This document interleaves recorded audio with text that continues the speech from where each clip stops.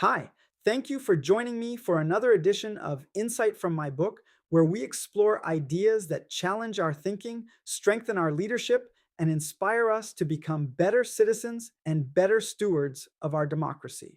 Whether you are joining us from New York or California, Texas or Florida, Alaska or Hawaii, or from American communities serving, studying, working, or living abroad, I am honored to have you with us today. My name is Reverend Dr. Clarence R. Pearson Sr. I am a pastor, researcher, leadership consultant, public policy observer, and author with a passion for helping individuals, communities, institutions, and nations grow through wisdom, ethical leadership, responsible citizenship, and informed decision making.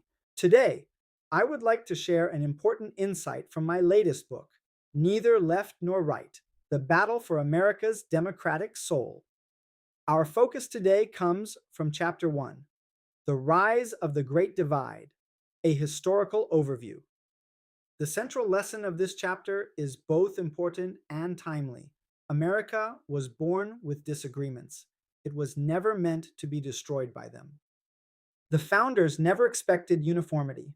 One of the greatest misconceptions about America's founding is that the founding fathers all thought alike. They did not. Alexander Hamilton and Thomas Jefferson disagreed on the role of government. James Madison warned about factions. John Adams feared unchecked democracy. Patrick Henry worried about centralized power. Yet, despite these profound disagreements, they shared one conviction: the Republic must be preserved. They understood that political differences were inevitable. What mattered was how those differences were managed. That is why they created a constitution built upon checks and balances, not because they trusted politicians, but because they understood human nature. They expected conflict. What they feared was domination. Disagreement is not America's crisis. Political disagreement is not new. America has survived fierce debates over banking, slavery, civil rights, immigration, foreign policy, taxation, healthcare, and war. The Civil War nearly destroyed the Union. The Great Depression tested national resilience. The Civil Rights Movement exposed deep injustices. Yet, through each crisis, the nation eventually found ways to move forward because Americans still believed the Republic was larger than any political party. Today's challenge is different. The problem is no longer disagreement. The problem is the growing belief that political opponents are enemies rather than fellow citizens. That changes everything. From healthy competition to political tribalism, healthy democracies require competition. Political parties offer different ideas. Voters evaluate them. Elections determine leadership. Then the process begins again. But when politics becomes tribal, something dangerous happens. Identity replaces ideas. Winning becomes more important than governing. Compromise becomes betrayal. Facts become secondary to loyalty. The question is no longer, what is best for America? Instead, it becomes, how do we defeat them? History teaches us that this transition has weakened many democracies around the world. America is not immune. The great lesson from history. One of the most important lessons from Chapter 1 is this: no democracy collapses overnight. Democratic decline usually begins gradually. Trust weakens. Institutions become politicized. Citizens lose confidence. Leaders become more extreme. Public discourse becomes more hostile. Eventually, people stop believing the system can solve problems peacefully. That is why history matters. It reminds us that democratic institutions are not self sustaining. Each generation must protect them. Why this matters today. This conversation matters because we are living through one of the most polarized periods in modern American history. Many Americans now receive completely different information depending on where they get their news. Families avoid political conversations. Friendships have ended over elections. Public servants increasingly face threats. Trust in Congress, the media, and many public institutions has fallen dramatically. None of this happened overnight, nor will it be repaired overnight. But history also teaches us something hopeful. Nations can recover, institutions can be strengthened, trust can be rebuilt, provided citizens choose democracy over division. 3 questions for reflection. This week, I encourage you to reflect on three simple questions. 1. Do I see people with different political views as fellow Americans or as enemies? 2.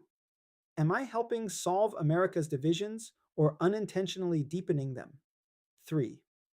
What kind of political culture am I helping pass on to my children and grandchildren? These are not political questions, they are civic questions, and every citizen has a responsibility to answer them honestly. Why I wrote this chapter. I wrote this chapter because too many Americans believe today's divisions appeared suddenly. They did not. History leaves clues. When we understand where we have been, we are better equipped to decide where we are going. The purpose of history is not simply to remember the past, it is to protect the future. America has faced difficult seasons before. Our generation's responsibility is not merely to criticize the present, it is to strengthen the republic for those who will inherit it after us. In closing, let's quickly review today's insight. Today, we learned 1. America's founders expected disagreement, not division. 2. Political diversity has always been part of the American story. 3. Healthy competition strengthens democracy. Political tribalism weakens it. 4. Democratic decline is usually gradual, not sudden. 5. History reminds us that every generation has a responsibility to preserve the republic. 6.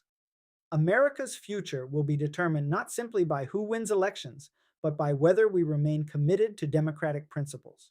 When these lessons are remembered, disagreement becomes productive, institutions become stronger, and democracy becomes more resilient.